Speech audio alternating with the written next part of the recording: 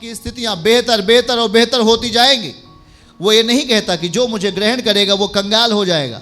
वो ये नहीं कहता कि जो मुझे स्वीकार करेगा वो बहुत दुख दर्द को सहेगा। नहीं, आप उसके संतान बना दिए गए हो, आप उसके बेटे हो गए हो। यूहन्ना 1:12 में बेटा हर परिस्थितियों को जानता है अपने पिता के, और वो अपने पिता का जब आदर करता है, अपने पिता से जब प्रेम करता है, अपनी पिता की बातों को मानता है, वो बेटा बहुमूल्य बना दिया जाता है पिता की नजरों में।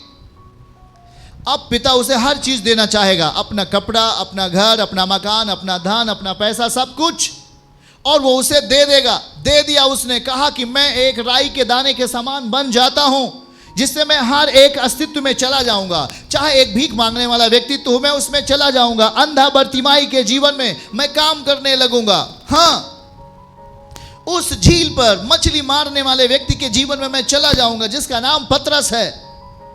उसका कोई अस्तित्व नहीं है, वो एक मछुआरा यहूदी है, पर उसे कोई जानता नहीं है। मैं कह रहा हूं, यीशु कहता है कि मैं जाऊंगा और उसके लिए मैं अपने आप को लेके जाऊंगा, वो मेरे सामने उपलब्ध होगा। और देखिए, उसने कहा मुझे अपनी नाव दो। पतरस ने कहा प्रभु लीजिए, और उसने अपनी नाव को दे दिया। क्या आप अपने जीवन को तैयार करते हैं उसे देने के लिए? उसने जब अपनी नाव को दिया तो उस नाव पे आ गया मसीह। जैसे ही आपके जीवन में मसीह आएगा, आपकी नाव जो खाली थी कुछ समय के बाद वो भरने लगी। वहां पर एक शक्तिशाली अनुभव था, एक शक्तिशाली आत्मा का काम होने लगा।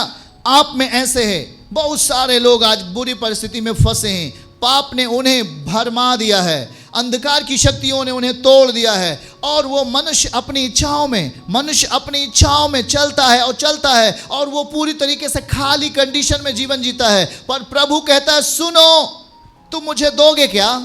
मैं तुझे लेना चाहता हूं। मैं एक व्यापारी की नाई हूं। तुम मेरे लिए अनमोल हो, तुम मेरे लिए महत्वपूर्ण हो, तुम मेरे लिए अच्छे हो। ये ग्रेस है परमेश्वर का। आप कुछ भी नहीं थे। पहला कुरिन्थियों 1 अध्याय 26, 27, 28। हम कुछ भी नहीं थे, पर आपकी परिस्थितियों को वो बल दिया और आपको एक अस्तित्व के रूप में खड़ा कर दिया। जल्दी से हमारे साथ इस पद को पढ़ लेंगे। 1 कुरिन्थियों 1 अध्याय 26, 27, 28। हे भाइयों, अपने बुलाए जाने को तो सोच लो। आप किस तरह बुलाए गए थे? ना तो शरीर में बहुत ही आप ज्ञानवान थे इसलिए प्रभु ने आपको चुना, नहीं। आप बहुत सामर्थी थे इसलिए प्रभु ने आपको चुना, नहीं। आप बहुत ही नोबल व्यक्ति थे, बहुत ही धार्मिक व्यक्ति थे, बहुत ही आप धनाढ्य परिवार से थे, प्रभु ने आपको तब चुना, नहीं। 27। परंतु परमेश्वर ने जगत के मूर्खों को चुन लिया। क्या आपको अच्छा लग रहा है? जरा ध्यान से सुने। परमेश्वर का वचन खरा है। शायद आप उसके सामने मूर्ख हो, हम उसके सामने मूर्ख थे। उसने कहा हे तू मूर्ख है मेरे लिए, पर मैं तुझे चुनूंगा और मैं तुझे अनमोल मोती में बदल दूंगा। तू मेरे लिए देख, ध्यान से सुन। परमेश्वर ने जगत के मूर्खों को चुना। जगत में मतलब जगत के लोगों ने जिसे मूर्ख कहा, और ज्ञान वालों को लज्जित करे, मतलब ज्ञानवान मूर्ख है पर वो ज्ञानवान से अधिक ज्ञानवान बन गया। परमेश्वर ने जगत के निर्बलों को चुना और उसे बलवानों से भी बलवान बना दिया। बातों को समझो, देखो ध्यान से। लिखा है मूर्खों को चुना, मूर्खों को, जिसे जगत के लोगों ने मूर्ख कहा, जिसकी कोई पहचान नहीं थी, जिसका कोई अस्तित्व नहीं था। लोग आपको कुछ भी कह के बोल रहे थे, लोग आपको कुछ भी मार रहे थे, आपके बेटे बेटियों को सता रहे थे। पर ध्यान से सुनो, परमेश्वर स्थितियों में बदलाव ला सकते हैं। वो हर एक कठोर व्यक्ति को बदल सकते हैं। जो आपका बैरी है उसके अंदर आपके प्रति प्रेम पैदा कर सकते हैं। आपके शत्रु को भी मित्र बना सकते हैं। जरा ध्यान से समझिए। 28 पद में लिखा है परमेश्वर ने इस संसार के नीचों और तुच्छों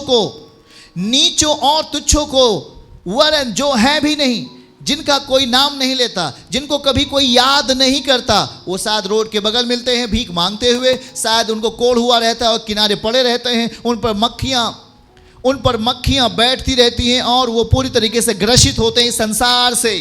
कहते हैं कि जो है भी नहीं, प्रभु ने उनको भी चुन लिया कि जो हैं, जो अपने आप को कहते मैं हूं, उन्हें व्यर्थ ठहराएं। मतलब कि वो परिस्थितियों को एक नीची परिस्थितियों से आपको उठाएगा, एक बुरी परिस्थितियों से आपको उठाएगा और आपको शक्तिशाली आत्मा में ला के खड़ा कर देगा।